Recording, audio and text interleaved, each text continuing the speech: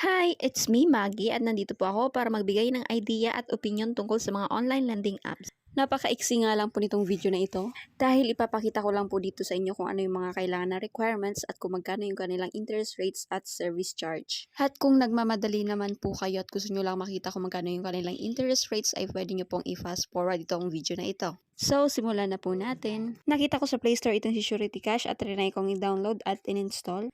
Ang first step ay kailangan mo munang ilagay po ang inyong mobile number at may isasend po silang OTP sa inyo. Sunod ay kailangan mo pong i-fill up yung mga information na tungkol sa iyo at magbibigay ka nga din po ng 3 taong kakilala mo kasama yung kanilang mobile number.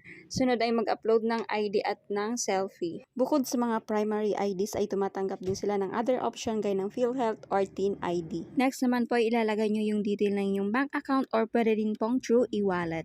Mag-aantay ka lang ng ilang segundo para sa approval. At after nyan ay lulutang na po yung offer nila sa inyo. So kung makikita nyo po itong sa akin, meron pong offer na 2,000 at meron din pong offer na 3,000. Ngayon ay aalamin na nga natin kung magkano talaga yung kanilang singil na interest charge at iba pa yung service charge. So, dito muna tayo sa in-offer nilang 2,000. Pag humiram ka ng halagang 2,000 sa kanila, ay ibibigay na lang sa'yo ay 1,300 dahil meron pong service fee na 700. Iba pa yung kanilang interest na 291. So, kung ang i-apply naman natin ngayon ay 3,000, ang makukuha mo na lang sa kanila ay 2,1 at yung service fee nila ay 900. Masyadong malaki ano? Iba din yung kanilang interest na 436 pa. So, pag kinuha mo yung loan, 2,1 na lang yung makukuha mo pero ibabalik mo ng 3,265. At take note lang po natin dito, 7 days lang ang kanilang offer. Pa-adjust lang siguro talaga yung sinasabi ng 150 days pero di talaga totoo. Kasi doon pa lang sa 7 days ay halos mababayaran mo na yung iyong principal at sobra-sobra pa nga dahil doon sa service charge.